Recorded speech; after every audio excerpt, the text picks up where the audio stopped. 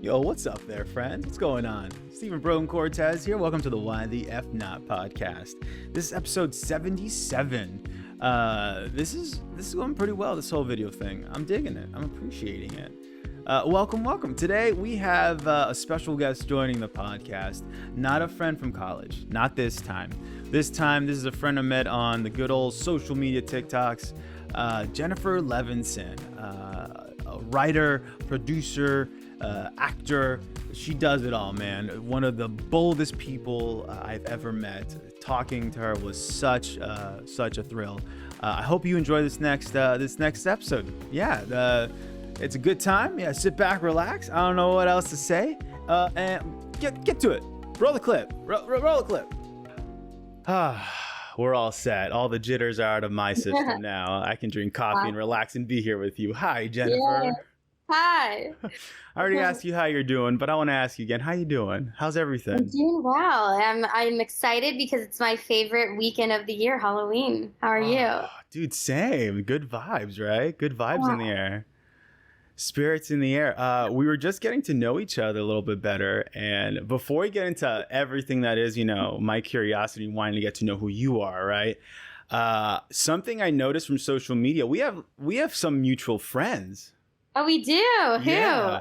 One I saw was Bobby Labita. Oh my gosh. Okay, yeah, we did theater camp together forever ago. Gosh, talk about, then we really did grow up around the same area. This is so rad. So funny. Where'd you go to high school? Viewpoint in Calabasas. Oh, okay, right on. I went to Birmingham High School. Okay. Which is right down the street from Encino. Yeah, Tarzana, right? Yeah, pretty much. Okay. Wow, nice. Well, okay, so I was about to tell you about what initially got my curiosity sparked and got my attention onto you to be like, I have to ask her to be on my podcast. Who is this Jennifer Levinson? Was your TikTok, and that's been my main source of guests right now when it comes to meeting people that I don't know and wanting to get them on my show. I go to TikTok to let TikTok tell me what's going on right now.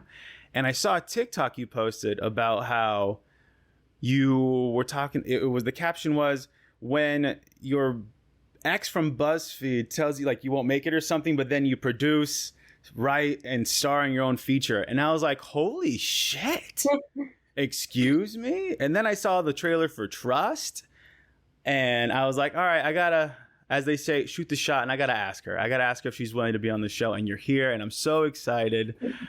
Well, thanks for having me. It's so funny because I did not expect that TikTok to blow up, but the power of the internet and Buzzfeed, it's kind of crazy. Yeah, it's trendy right now just because of drama that happened with certain married folks.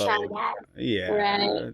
I like to call them the try guys with an I now. They're a solid try, a trifecta now. We can add people in if we want, but exactly. But we're not here talking about those fellas. We're here talking about you, Jennifer Levinson. So let me get things started off by starting it off how I start with everyone and just being like, hey, where did things start off for you?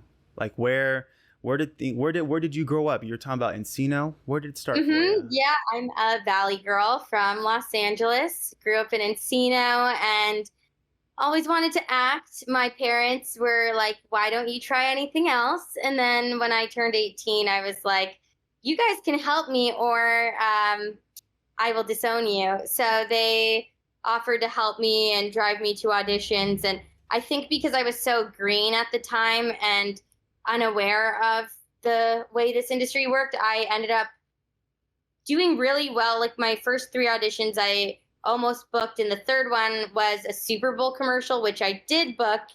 And then my parents were like, oh, maybe this girl can do this crazy thing. And then I ended up going to college, studying theater in college. And Chapman, correct? Chapman, yeah. Went there to study screen acting.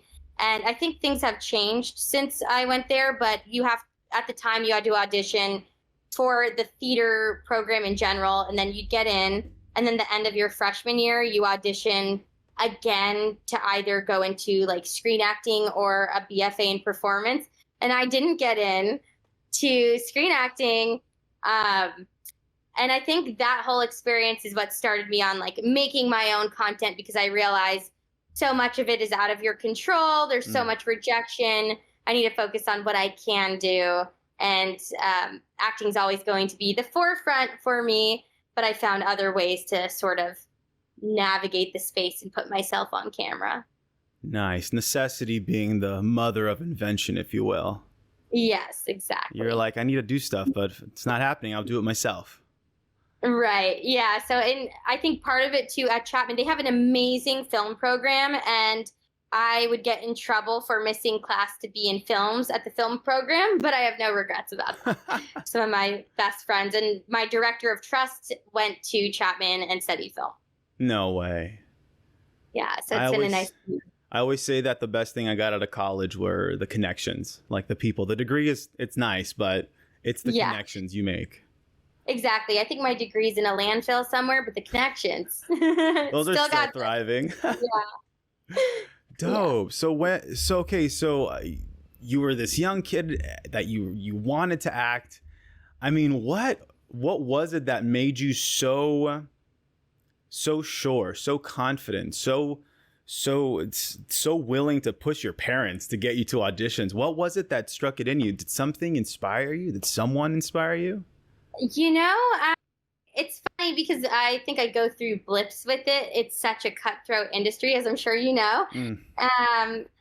I think I'm lucky, and being from LA, it's like if I fail, I'm still here. So it's not like I have to move home. If I move home, I can still go to auditions. So for me at the time, I think I grew up playing sports, and then my mom was a very musical oriented person who kind of encouraged me to do a play. And I remember giving her a lot of shit for that, because I was like, I don't want to do theater. I want to go play soccer.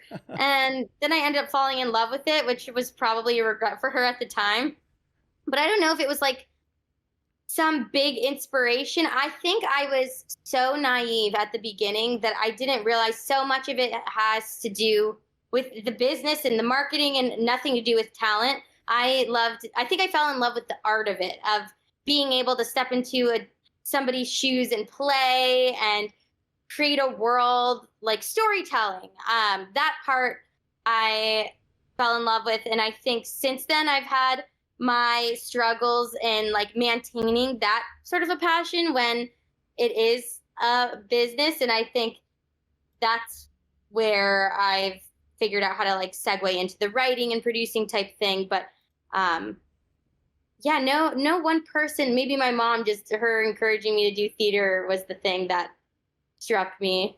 You know, I always like to think of like watering seeds, you know, when like kids have inspirations or whatever, or just thoughts or ideas, and people around them, parents included, you know, they can help water and tend those seeds for the kids. And it seems like your mom was like, here's the seed of theater. I'm going to put it in your garden. If you don't like it, cool, but let's see what happens.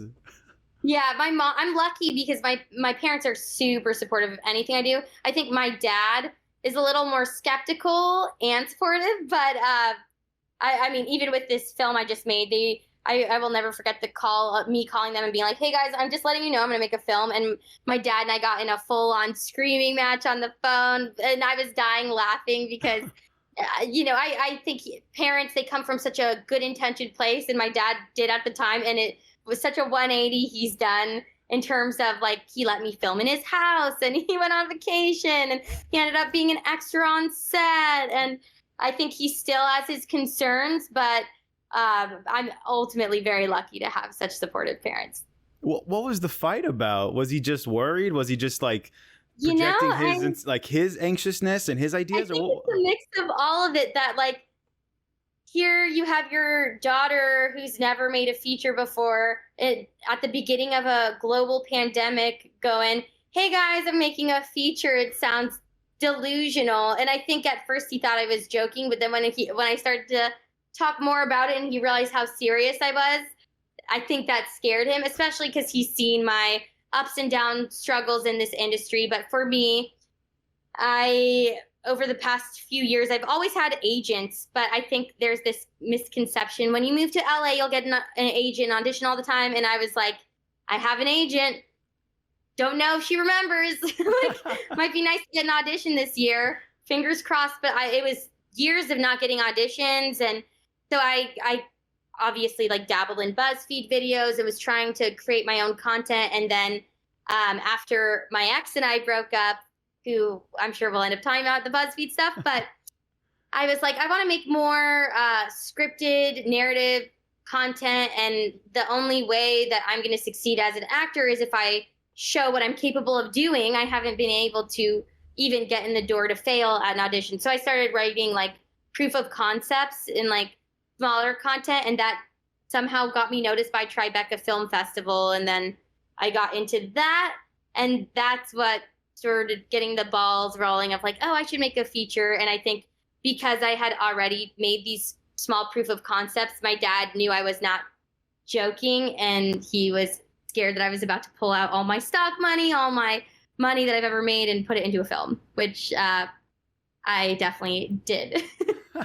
I mean, a lot of greats have done that. Kevin Smith pops into my head. You know, you gotta, if you believe in it, you gotta take that risk, even if you're the only one who believes in it. Yeah, and I got lucky because I did get equity investors, but it got to a point where I was like, it takes years for people to get enough money to make a feature. And I was like, I'm making this feature beginning of next year. I will find a way. And I ended up just supplementing the equity we got with my own finances. Phenomenal. Yes. Inspiring. Yeah. Holy shit. So let's, before we dive into your feature and how that got started, and even before BuzzFeed, you said you wanted to start writing your own content and creating your own content in Chapman, and realizing how hard it was going already. What was the first project you created? What was the first, when did pen hit paper, if you will?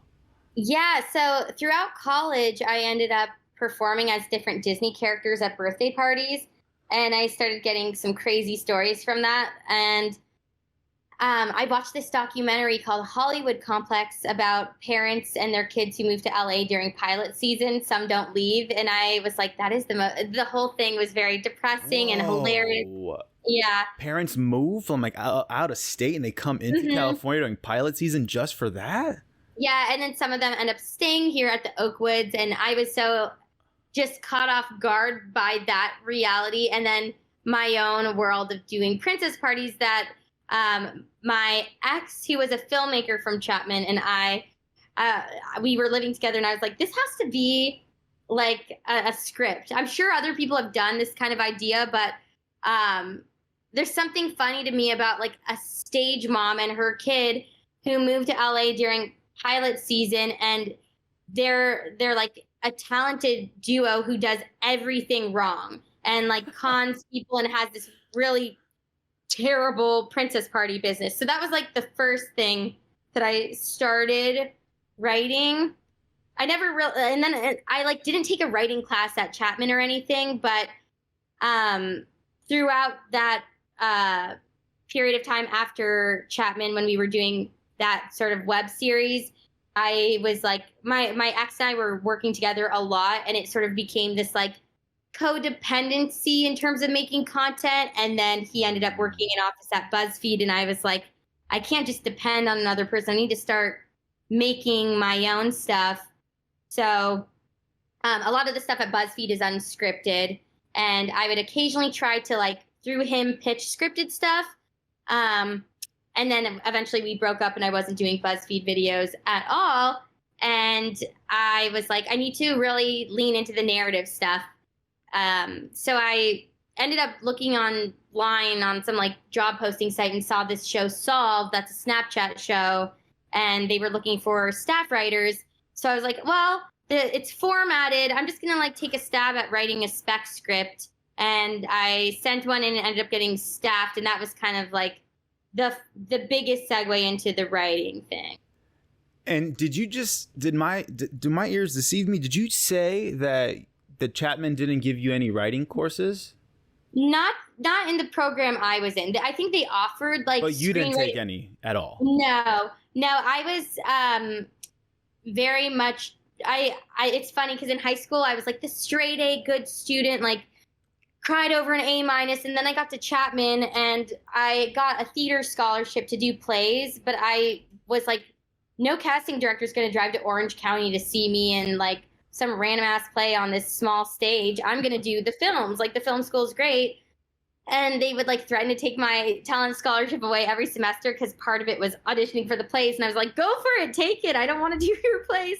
But yeah, I probably should have taken a writing class, but I think I was so focused on ingraining myself in the film school. And then when I didn't get into the screen acting program, I was like, well, I'm just going to get passing grades and really focus on trying to like establish myself in LA. So I was like taking the bare minimum classes and then doing internships in LA. Like I interned for Conan and then I did one for Relativity Media. And that's where I was trying to like get my industry experience versus the classes, I guess.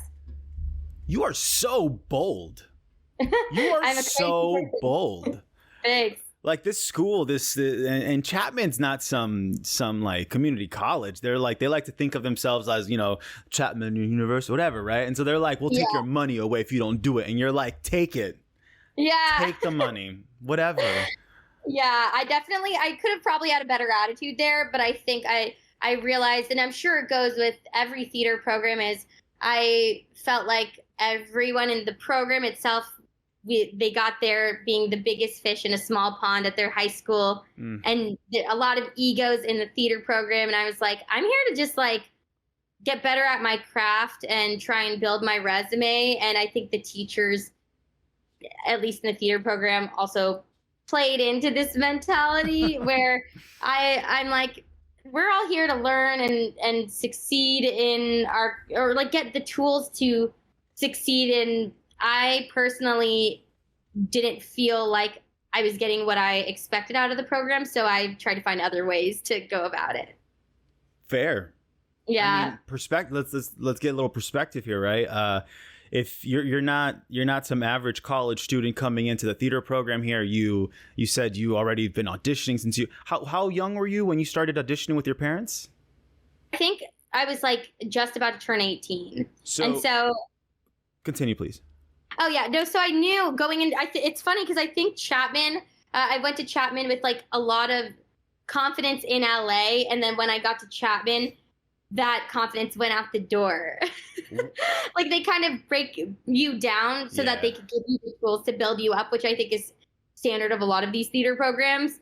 And I feel like I've had to learn how to get that back because so much of auditioning is walking into the room with confidence, especially for, you know, commercials. And when you're starting out, you're only getting small lines to audition for. But prior to Chapman, I would show up at auditions that I wasn't even called in for. That's how I mean, the third audition I went to was the Oscar Mayer Super Bowl commercial. And they were like, your name's not on here. And I was like, oh, my agent told me to come.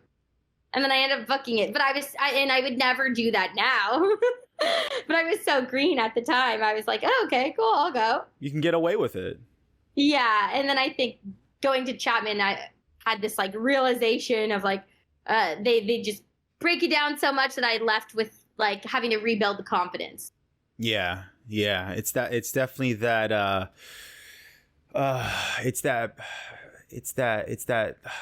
it's in schools, like in any school you go to, it's that there's bureaucracy within the educational program, especially in the arts, right?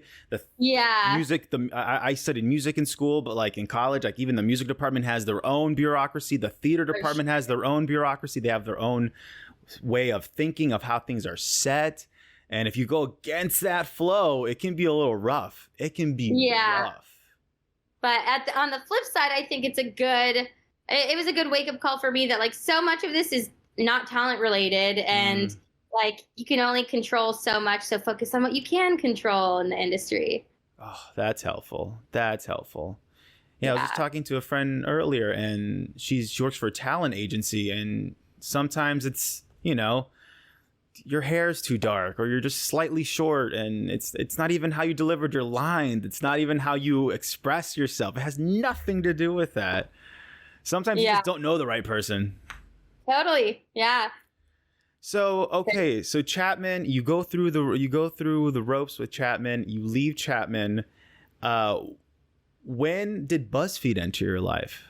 Yeah, so throughout Chapman, I did a few internships. One of them was for Relativity Media, which I don't even know if they exist anymore, but they were starting a university at the time, and my ex and I had just moved to LA together, and he was looking for work, and so I connected him with Relativity and got him a job at the university doing like social media digital marketing stuff. And that was like in my senior year of Chapman. And then he decided he didn't like that job. And I had heard somebody else I interned with was at Buzzfeed. And I was like, well, if I help you get a job at Buzzfeed, then can I like somehow swoop in and take your job at Relativity maybe? And that's basically what happened. There was a girl who I interned with at Conan, Chantel, who ended up going to Buzzfeed, and I think I connected her with my ex, and he like interviewed, and then I helped him write the application video, and I acted in it, and then he got the job at Buzzfeed, and then I took his job at Relativity. So the Buzzfeed stuff kind of happened because he was in office, and they would have to do days called banger days where like you'd have to shoot, write, and edit a video in one day. And so he'd be like, hey, you want to come in and be in a video? And I'd be like, sure. And then all these other people were like, hey, can you be in our videos? And then I'd be like, sure, I'm here already. Yeah. And then I think we kind of ended up getting branded online together because we were in one video that sort of blew up and people really attached to that type of a thing. So I kind of leaned into it and was like, how do I leverage this so that I don't ever have to work in an office constantly? Because like the job I had at Relativity was like a couple days a week in office, but even that I was like, oh, I'm not an office girl. So I was able to sort of segue the BuzzFeed thing into like a social media following, specifically on Snapchat, which kind of opened the door for me to like write, produce, and act in different commercials. Like I was flown to Berlin to be in a Marriott commercial and like help produce it. So stuff like that, BuzzFeed, like as much as I might crap on BuzzFeed and certain experiences there were not the best, it did open a lot of doors for me because I leveraged it in other ways. What an entrepreneur. So gotta be in this. Like, if anything, I'm like taking notes right now. I'm like, all right, leverage, Yeah. find the leverage. All right, cool. Yeah, cool. well, it's crazy because the video that we were in that blew up was about couples tell each other secrets, and my secret, which, you know, our secrets may or may not have not been secrets, wink, wink, but well, it was like recording him on Snapchat sleep talking, and then they did a follow-up video, and I casually emailed the producer my Snapchat handle, and then all of a sudden I had like 1 million Snapchat followers, and I immediately was like, I need to find a Snapchat agency. There's got to be one, and I found one, and then started like partnering with brands, and I don't do that anymore, but I mean, it brought in some great money and really like enabled me to pursue the creative stuff for a good while. You have this great sense of business and entrepreneurship. Like I mentioned, where did that come from? Is that from your non-artistic parent, your dad? Maybe. Well, first of all, thanks. I think I don't know where it came from. Maybe my dad or my mom. Maybe your mom, yeah. Yeah, I think I just realized that like a lot of this industry is hurry up and wait, and there's plenty of time where like a year would go by and I'd be like, I can't do anything. I'm like getting no auditions and I'm calling myself an actor. Like, how is it? Like I also think like I had taken so many acting classes in college and in LA. I was taking like the Leslie Kahn and doing all these acting classes that to me, I was like, they put me in my head a lot now where like I'm like, the best way in my experience to act is to like, instead of, you can take an audition class or you can do auditions and that's how you get better. Or like being on set, so much of it is like, hit your mark, make sure you lift your arm the same way in every take because continuity. And I feel like that's stuff you learn on set, and like you can do all the classes, but I kind of felt like I'm doing these classes they're not going to go anywhere if I can't even get auditions. So I need to find out other ways. And I had to reframe my idea of like what success is, because I think when I was younger, it was like, oh, book a show. And then after college, I was like, no, it's about like, I just want to tell stories in whatever capacity. And whether it's like through digital or like, I think we're so lucky to have the digital space now. It's a double-edged sword, but it's really opened up a lot of doors to like tell stories in different ways. So I think I'm maybe slightly crazy in that I can't sit still. I'm like, I have to be doing something to feel like I'm pushing myself forward. I mean, when you're hungry, your body tells you. When you're sleepy, your body tells you. It looks like this is some sort of instinctual type of signaling within you, like that all us artists have, right? That if I'm not creating what I love to create, like I feel like I'm dying inside. Like something's like you're being stagnant. Yeah, and I think also I used to be like hurt by rejection or people being like, you're never going to make it. And then something switched in my brain in college when I didn't get into the screen acting program. The head of my theater department was like, you know, when one door closes, another opens. Maybe you'll marry a rich man and move to Greece. I'll never forget that phrase verbatim. And I remember I got an audition for a play in LA and I was like, if I don't book this play, I'm done. Fuck this. And then I ended up booking it. And after that, anytime anyone would like give me any sense of like, well, I mean, good luck to you, hard industry, you're going to fail. It's like fuel in the tank. And then I get like, well, now I have to prove them wrong. Now I'm exhausted because I have to go out of my way to prove that I can't do this thing. So I think that's been helpful to be able to channel the rejection into fuel. Hell yeah. Hell yeah. Who are they to say you can't? Like, again, if not to like tie it back to the podcast, but like that's why I have this podcast, because the world is filled with all these people who are like, why climb that? Why are you going to climb that mountain? Why even try? It's impossible. People fail every day. Why do it? But then you need some folks who are like, why the fuck not? Like, why not? Go climb that mountain, dude. Yeah. And if you fail, that's awesome, because it shows that you at least gave it a chance. Yeah, I heard this once of how people ridicule others for trying and failing. Yeah. It's like we shouldn't only applaud success. We should also applaud. I mean, again, that we don't have to feed each other's egos, but we don't have to put each other down at the same time just because we failed because we tried. Yeah, I think a lot of that comes from people projecting their own insecurities. You know, you see someone else doing the thing that you thought would be too hard to do, and whether or not they're succeeding or failing, I think it causes people discomfort. Yeah, and we have to talk about that, especially confront that situation, those kinds of conversations, interactions, because we got to change that. We got to make it an idea of like we're all in the same ocean and we're all ships. The ocean rises, all ships rise. Yeah, I love that. It can't be dog eat dog. It just. Yeah, like there's room for multiple people to succeed in every field. Yeah, because entertainment industry, like the entertainment industry alone, if you look back at what it was, I don't know, in the 50s to what it is now, the evolutions it's gone through. I mean, what a celebrity is today isn't what it was 20 years ago. Yeah. The opportunities that we have now weren't around 20 years ago. Right. I mean, it's constantly changing for sure. Just listen to your story. Like, listen to what you've just shared already, just from Buzzfeed to Relativity to Snapchat, just throwing yourself into the room and being like, why not? Here I am. Like, yeah. It's crazy. Yeah, it's been a fun ride so far. So BuzzFeed happens. Where does writing a feature come in? Where does is Trust your first ever written feature?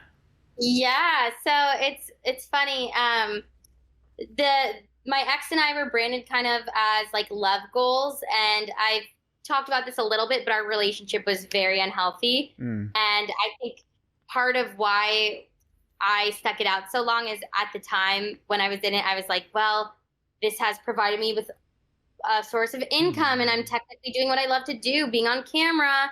And like, if I end this relationship, there goes my, like, everything that I'm familiar with, like no longer living with a partner, like my main source of income, this brand we created. So,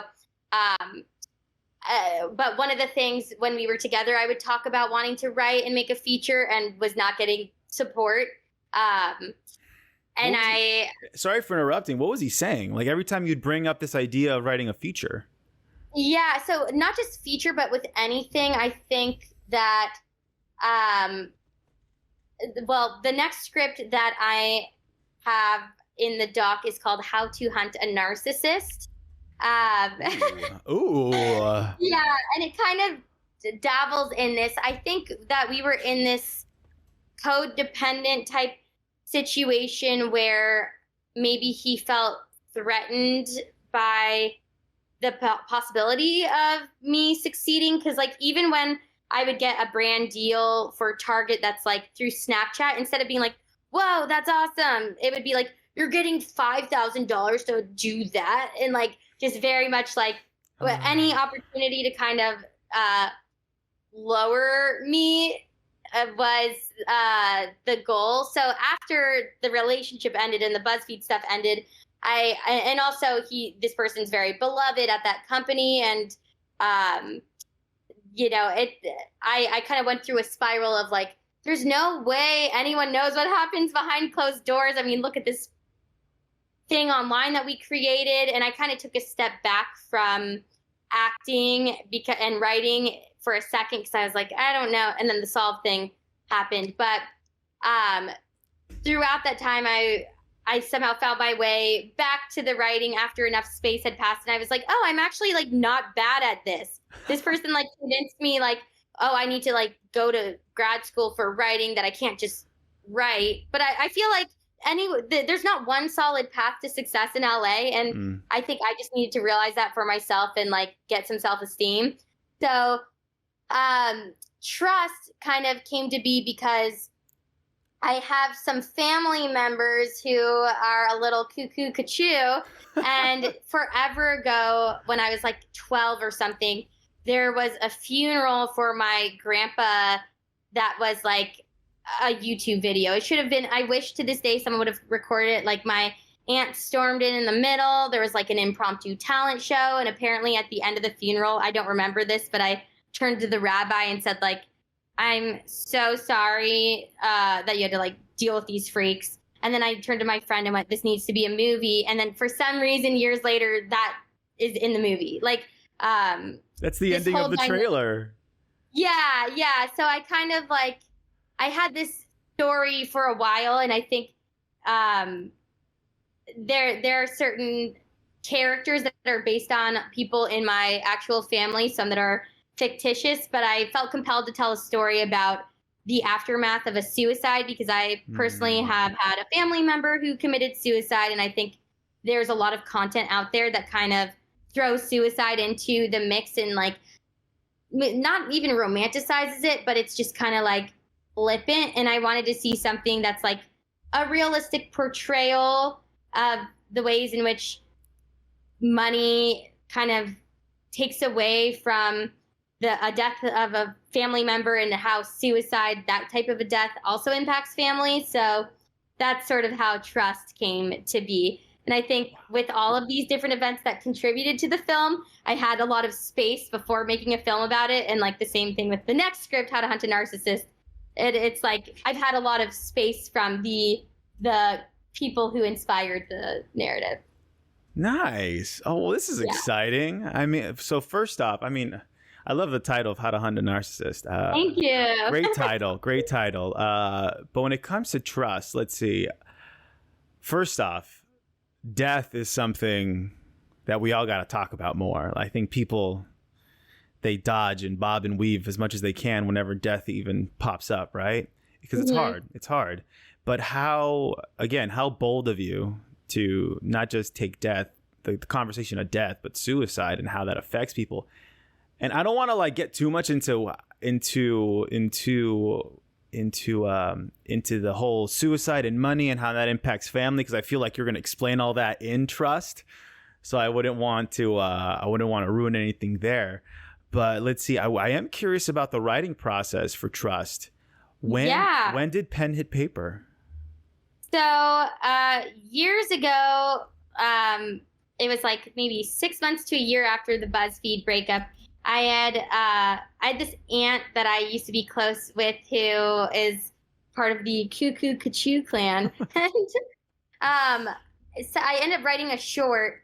And then I was like, I want to make this short. And that was the proof of concept that got noticed by Tribeca. And I hit up a couple friends. One went to Chapman with me. And basically, I wrote this short as I was the youngest sister, then a brother and another sister. And we come home after we found out our mom committed suicide. And while we were there, we were on set talking about all the different areas this story could go. And I was like, I need to just tackle a script. So I started just writing, and there are a lot of plot holes, and I was like, I don't know where I want this to go, but I know that I want to see a story where there is no love interest, and I also want to see a story where there's maybe not a reconciliation. I think there's so many films I see where it's like you only have one family, or like you have to reconcile with like the happy ending, and I wanted to see a hopeful ending that shows someone who's setting a boundary, because I feel like in my personal life, that's something I would have benefited from seeing, instead of this like narrative of make it work. So I kind of like put together this script, and then my friend Emily, who was at the actual funeral, was like, remember the urn? You were so upset by the urn. And I was like, what? And she's like, yeah, you were like, why is my grandpa in a vase? And I was like, that's actually really funny. I need to like write that into the script. So that became a thing in the script. And then the proof of concept had one director, and I was at a bar with my friend Almog, who I always looked up to. He, to me, was like a success story from Chapman. And I was telling him about the process of the short and how I wanted to make a feature. And he jokingly was like, well, I'd throw my hat in the ring to direct it. And then the next day I was like, hey, so remember that thing I told you about? Yeah, exactly. So I sent him my not great script, and then he really, really helped me develop it and iron it out and fine tune the characters. I think for me the hardest part was I tend to write based on real experiences and people I know, and one character in particular kind of, to me, I thought we toned her way down, and everyone who saw the short was like, this person seemed almost like a caricature and way too exaggerated. So I thought I toned it down in the feature script, and Almog came in and was like, this seems like not a real person. I was like, but the real person's so much worse. So I basically was like, help me with this script. I only am married to the fact that I want no love story, and I want the girl to leave at the end. Otherwise, I am open to any notes, any feedback. And so he really helped you out with that. Dig it. And I mean, what better person to help you with the script than the person that's going to direct the movie? Yeah, and it was helpful because there's a Jewish element to it. I'm Jewish. And the director is Israeli, so he was able to help with that sort of identity thing that's in the script. And since then, I've like been writing significantly more, and I have different writing partners. But Almog and I are still like he's down the street from me, and we are writing like almost every day different types of content. So very excited to have. I think that's helpful in writing, having someone to hold you accountable and bounce ideas off of. Takes a village. Village. That's dope. Thanks. Oh, man. So, God, I don't even know where I want to take this to now.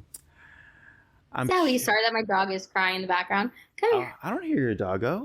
I saw your dog on Instagram, and it was about the same time that my dog was begging at me for his treat, because I don't know. That's funny.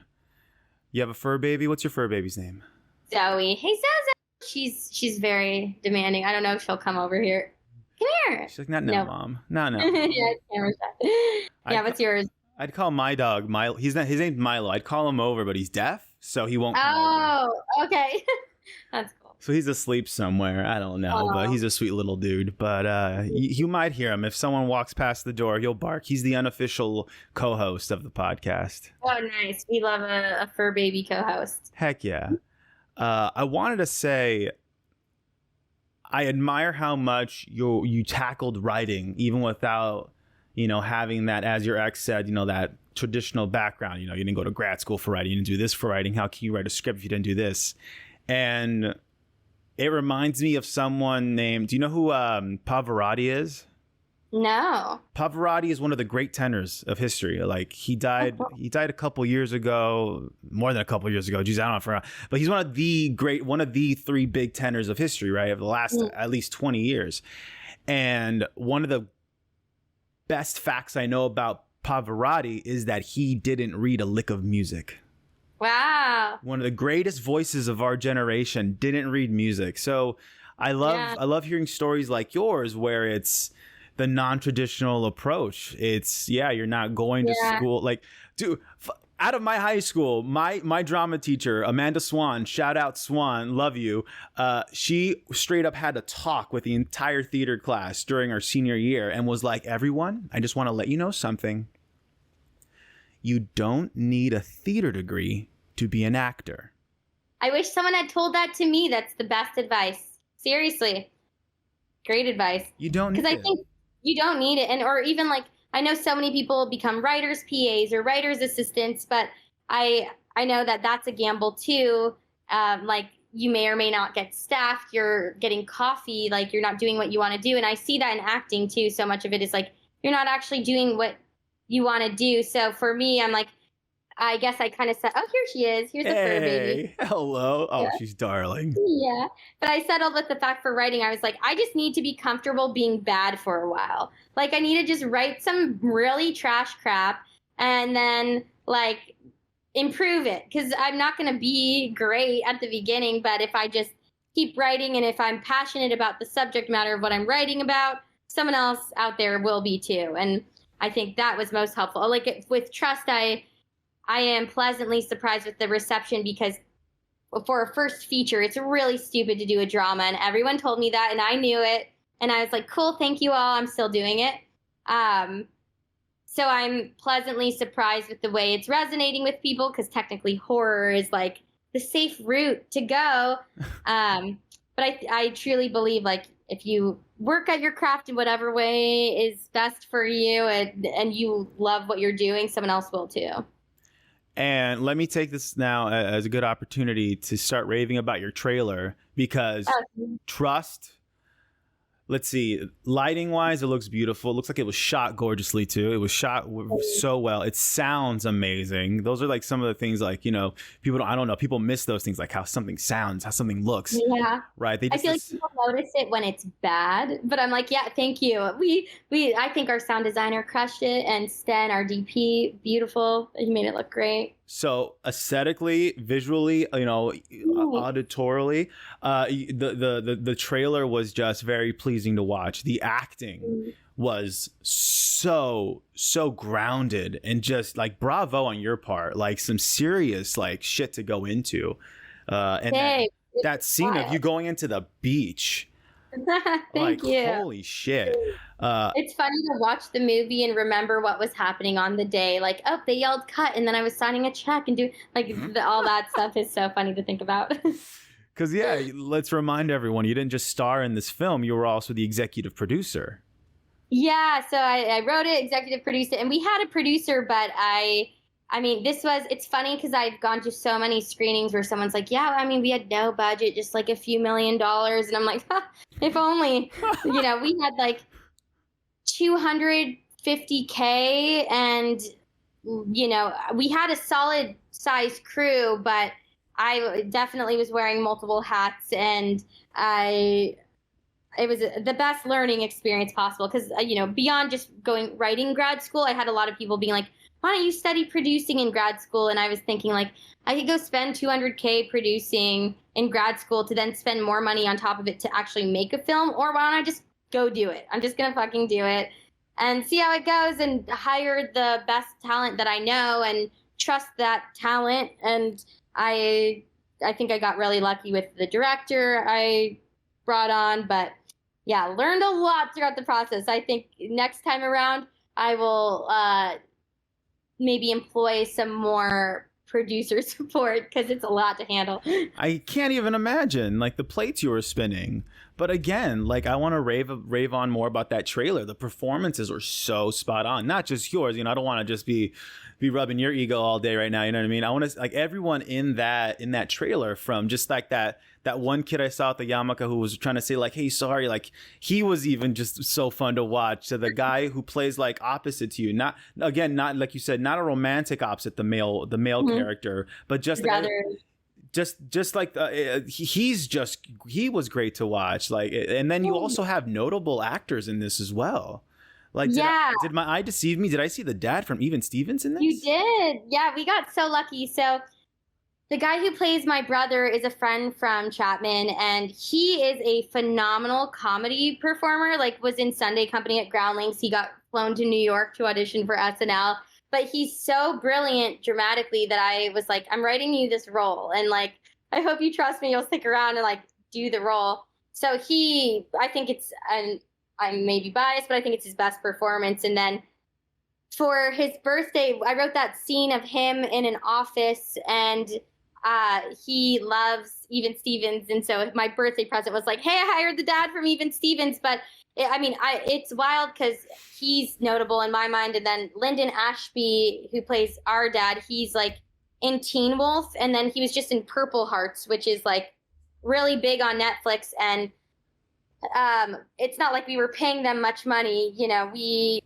We only had so much to go off of. But I think it was really helpful to have a proof of concept and a Tribeca laurel. And also, I think a lot of people were like, wait till the pandemic is done because you're putting all this money into COVID protocols. But I think on the flip side, some actors were willing to work maybe at a rate that wasn't what they're used to, because they like the content, but they also no one was getting employed during the first part of the pandemic. So I'm grateful that I was able to like successfully and safely employ people in a pandemic. God, wait, so when did y'all start filming? We filmed at the end of, was it 2021? Or no, beginning of 2021. Beginning of February. 2021. Yeah, February 2021 into March, I believe. So that was like almost like the apex of the pandemic. Yeah, so I was a little nervous because I was like, if someone gets COVID, we're screwed. But luckily, we had no issue. Whoa. Well, damn. Congratulations. And when's the because you've had screenings at film festivals. When's the official release? I heard December. Yeah. Your birthday? So, well, we had our premiere at CineQuest, which was in the Bay, and then we just had a Canadian premiere, and then it's wild. So I didn't know this was a thing until we got this distributor, but because there are like niches for certain festivals, and our film has a Jewish component, we can recoup investments by screening at Jewish film festivals. Like a lot of the festivals pay screening fees, which I didn't know. Like I was so used to paying to be like considered for a festival. So we have an 18-month festival run, which on one hand is great because I want to recoup the money for our investors and myself. On the other hand, I'm like, I want everyone to see the film. I'm really like impatient, and waiting 18 months before we do theatrical and streaming and all these things is a long time. So on my birthday, it's looking like, which more info to come, but I think we're going to be doing a festival sort of screening in LA on my birthday with more details to come. Heck yeah. Okay. Yeah. Very exciting. Very exciting. December 4th. Yeah. Well, that's good to hear about the whole Jewish component with all this anti-Semitism rolling around in the world. It's stronger than ever. It's terrifying. Yeah, it's very scary. It's very interesting, especially because my director is Israeli, so I've seen interactions in person, but I hope that people are able to watch it as a story and not have any weird cultural biases. Biases, Yeah. So, I mean, if again, like I always say, people's actions are a reflection on their character, right? Absolutely. So if anyone starts spewing hateful anti-Semitic shit for like after watching your film, I don't think your film sparked that. They're like, no, yeah, that's on them, and that's embarrassing for them. Very much so. So how amazing even for like to come out with more Jewish stories even during all this, because I don't know, there's something there. I think it was, God, I keep forgetting his name. He wrote Tom Sawyer and all that. Not Hemingway. Who is it? I forgot, but he said he says history doesn't repeat itself, but sometimes it rhymes.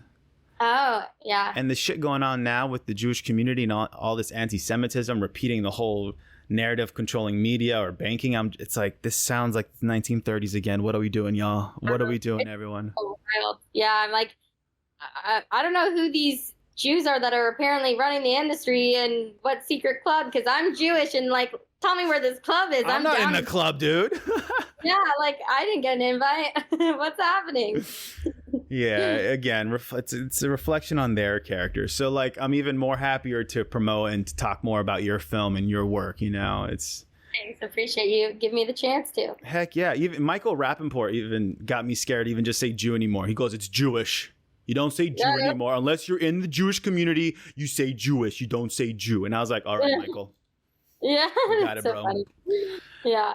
Well, I think we've gotten to a good place in the podcast. I mean, I don't want to pick your brain on your next feature film unless you're cool talking about that. I know it's still you're still workshopping the script on that, but I don't know. Yeah. I love the title, so I would love to talk about it. Yeah, I would love to talk about it. So this one's a bold one, but I think I was in a very long-term relationship with someone that was, I think it took me forever to acknowledge it for what it was, unhealthy and toxic. Mm-hmm. And I noticed that a lot of the commentary I was receiving, even from my own family, and I know it comes from a good place, was like, well, why did you stay? And I think that a lot of people say that to people who are in relationships or have left. And like, I think there's a stat that it like takes 7 tries to leave an abusive relationship. And I was just kind of intrigued by all this, and I wanted to kind of show the dynamic of somebody who is in a relationship with a narcissist. And I think that's a word that's thrown around very flippantly these days, but someone who has like narcissistic personality disorder, because I think based on my own experience, I'm like, oh, now I can see all the red flags like a sail ship, you know? Yeah. I don't know why I was like, capture the flag, let's go. But I kind of wanted to show like how someone ends up in that situation and what it feels like to be gaslit. So it's essentially the story of a couple, and we're at the tail end of their relationship kind of falling apart, and there are some time jumps, so you kind of see where things are at now and where things were at the beginning. Mm-hmm. And I try to like do little odes to behaviors that are narcissistic, like gaslighting or love bombing and things, or breadcrumbing, and you kind of see the layers of manipulation that go into this relationship and what happens when the victim starts to recognize their own situation. And the twist is that as this is all happening, the boyfriend is starting to have some strange behaviors, like he'll snort occasionally, or as he's walking, you'll see dirt coming from his feet, or like on the sidewalk, the girl's footsteps look one way and his look like little pig hooves. And basically, once the girl finally comes to terms with the fact that she can't be in this, like she sees her partner for who he is, he turns into a pig. I love it. Yeah, it's very interesting. It mixes like fantasy and reality, and talks about some heavy subjects in kind of mix of drama but light comedy way. So definitely trying to fine tune that. And I also wanted to show like the type of environment that fosters a narcissist, because I think those types tend to be the most charming people in the world. And oftentimes I think people have trouble recognizing that. And this is a theme in trust too, that like someone I know and love might be someone else's abuser. And that I think a lot of people have trouble recognizing that it's not black and white, that people are different to different people. So I wanted to kind of show the type of community around that narcissist. So some of it plays onto my experience at Buzzfeed as well. Bold. Yeah, we'll see. Bold. We'll see how it comes together. And you see this as a feature? Yes, I see it as a feature, and I'm also like writing pilots and things of that sort. But this is like the next feature I would ideally want to do. But based on the way it's written, we'll need a much bigger budget. Yeah, oh, well, go after it. If anyone can, you can. Oh, something that how to hunt a narcissist and trust seem to have in common, and from my perspective, is that mix of drama and comedy.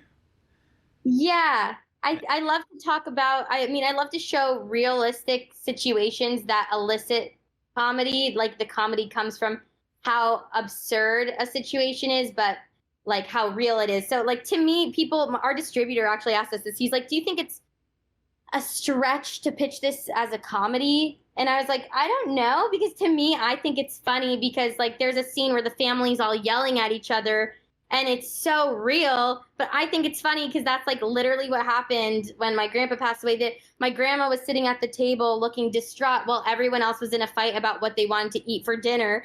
And I feel like that's where comedy comes from, like these relatable, real situations. So I think a lot of what I tend to write is like black comedy or dramedy.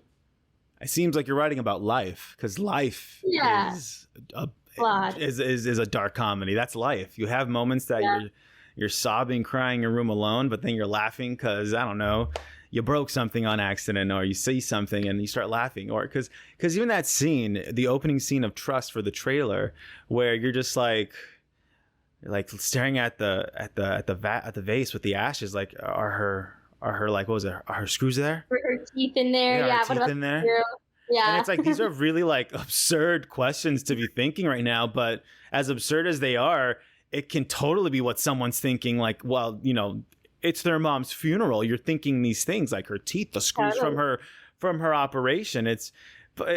So I applaud you for that. That's dope. Thanks. Appreciate it. I dig the dark comedies. I dig that.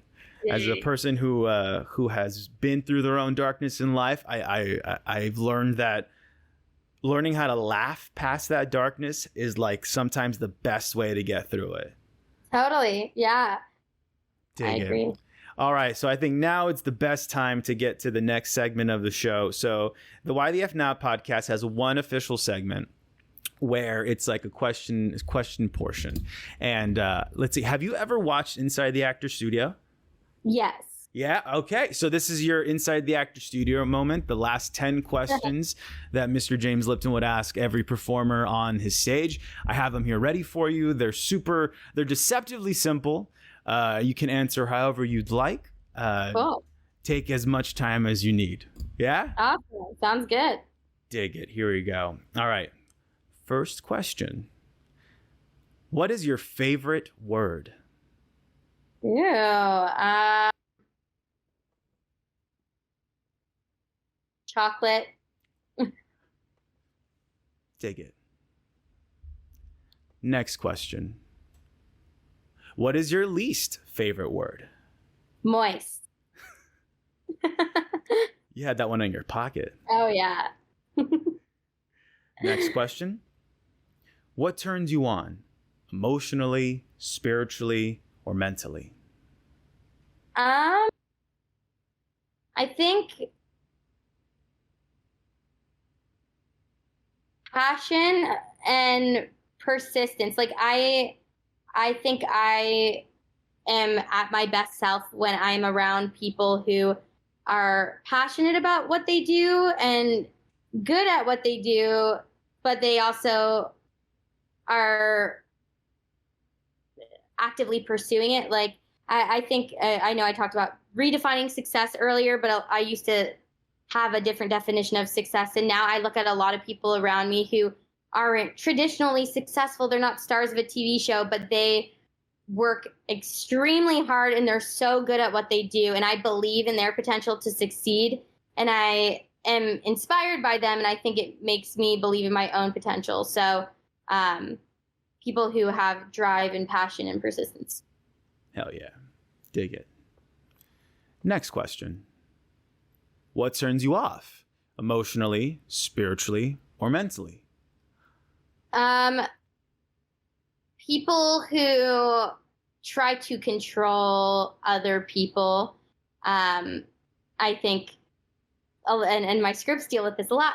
I think it's sometimes hard to recognize when someone is trying to challenge you in a productive way versus like control you for the sake of their own way of going about things. So I think people who try to control others based on whatever code they live by, whether it's like religion or money or anything, relationships, that's a turnoff. Control. And trying to raise yourself by belittling others is also a turnoff. Wonderful. Thank you. Mm-hmm. Next question. What sound or noise do you love? When I come home and my dog starts getting all excited and like whimpering as though she hasn't seen me in a month, it's really unhealthy because she does the opposite version when I leave the house. But I feel like there's no other feeling in the world like this little cute creature being so excited to see me when I come home. You know, they say dogs can teach us a lot, and that's something. Yeah. Be excited to see your loved ones, even if it's just been an hour. Yeah, or 5 seconds. 5 seconds, yeah. Wonderful. Next question. What sound or noise do you hate? I hate a lot of sounds. I think I'm I am very aware of sounds and a lot bothers me, but I think especially like smacking of food. All right. Dig it. Yeah. I like the specificity. I appreciate it. Next question. What is your favorite curse word? Ooh. Tough one. I feel like I have to go with shit because that was my first word. Like ever as a human? Yeah. Nice. Yeah, and I'm proud of that. I'm like, shit all day. I mean, I love fuck, but shit has a special place in my heart. Right on. Dig it. Thanks. Next question. What profession other than your own would you like to attempt? Ooh, I guess maybe it falls in the same realm. Because at first my main profession would have been acting, and then I went into like writing and producing. So outside of that, something related to travel or events, like putting on events in different locations. I feel like there's a producerial element to putting on events. And there's to me, I'm like, the best type of events are experiential and have that same type of story element that movies have. So I could see myself enjoying the event space. Right on. That's very rad. Dig it. Next question. What profession would you not like to do? Anything related to blood. My dad is a doctor, and I hate blood and hospitals, and I have mad respect for doctors and nurses because I don't think I could handle it. So it's a tough job. Tough job. All right, final question. If heaven exists, what would you like to hear God say as you enter the pearly gates? Here is, you're walking onto your next movie set and you have a $50 million budget. Have fun over the next few weeks, and then you have another film lined up right after. You have your next 5-year schedule. Don't worry about it. You're good. Yeah. That would honestly, because I think the hardest part of being an actor or in this creative field is a lot of people I know over the pandemic, they realized, you know what? I don't love this industry. I love acting. I love writing. I love producing, but the industry doesn't even let me do that. And because of trust and being able to make that, it was like the happiest I've ever been in my life was being on set for those 18 days. And afterwards I was like, oh man, that's not good that I discovered my happiest self is on set because it's so hard to be on set. So in my heaven, being able to do the thing that I love day in and day out would be a dream. Beautiful. Beautiful. Well, we did it. We got to the end of the podcast, end of the interview. Now it's your chance, Jennifer. Please let everyone know everything they can check, or they can check out Trust, any other things, any other content you've worked on. Let the people know where they can find it. Well, you could follow me on the gram at JenHearts247. I'm on TikTok as the Jennifer Levinson because my other account got banned. I think it's because I was parroting Bachelor producers and it was too realistic. And then you can also find Trust on all the things at Trust a Feature Film. Beautiful. All right. And then just going to record a little bit more as we fade out into the distance. We fade out. Hey, you're back. You're here for the outro. You know, for anyone who stays for the outro, you are like, you got to be a super fan, or maybe you're just really interested about more information on the guest artist or the guest. Jennifer Levinson, everybody. If you want to know more about Trust and any more about any content, any videos she's making, any other bold moves she's enacting in the world, go follow her on Instagram and on TikTok. All of her links are going to be in the description below, whether that's on Spotify, on YouTube. Where else? Dude, you can find us everywhere. You can find this podcast on Spotify, on YouTube. I'm posting it on TikTok now, so make sure to follow. Stay tuned. See what's coming next. Who knows? Maybe it's Steven Spielberg next. We don't have Steven Spielberg, not yet. He's coming. Stevie, baby, come over, dog. We have the same name. Make it happen. And yeah, all my stuff's down there too. All my links. Have fun with that. And most importantly, don't forget, you're enough. You're more than enough. It's crazy how enough you are. Okay? Bye. I'm leaving. Bye.